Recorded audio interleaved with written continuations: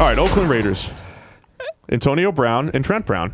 LaMarcus Joyner. They went from the Giants' gut to the complete rebuild overnight, basically, or in the course of 1 year. They did the Browns rebuild in 1 year.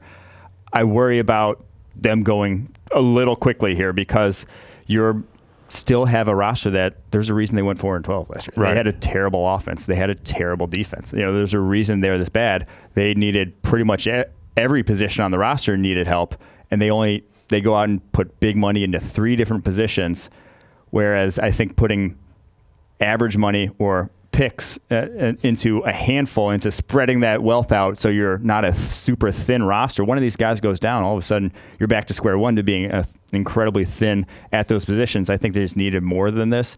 I'm not sure it's ready to flip them back around overnight. All right, I mean, we saw the offense with the number 1 receiver. They had Amari Cooper. It was still a bad offense. So, well, let's watch this best case scenario here. Watch this, right? If you look at Antonio Brown, receiver, Trent Brown, left tackle, LaMarcus Joyner, safety. All right, they're covered. Joyner's a coverage player, Brown's a left tackle, and Brown is a wide receiver, right? Brown and Brown. So those are at least pass game positions. If we're talking about Josh Allen maybe going at 3 to the Jets, that might mean Quinnen Williams is there for the Raiders. So now you add Quinn into that D-line, and you take your late 2 first-round picks, and based off of what NFL boards are compared to ours, there might be a DeAndre Baker or Byron Murphy available there. Stock up on corners late first. What if you get 2 corners and Quinnen Williams with your 3 first-round picks? Oh, wait, they're a lot. Yeah. 3. Yeah, I mean, it would be very good, and then they have one at the top of the second. You could transform this roster overnight, but again, you have to hit on a lot of those picks. That's assuming you're hitting on all of these picks, and you just go through their roster. You look at their wide receivers after Antonio Brown, Jordy Nelson, your number 2 at almost 35 years old, Marcel Aitman.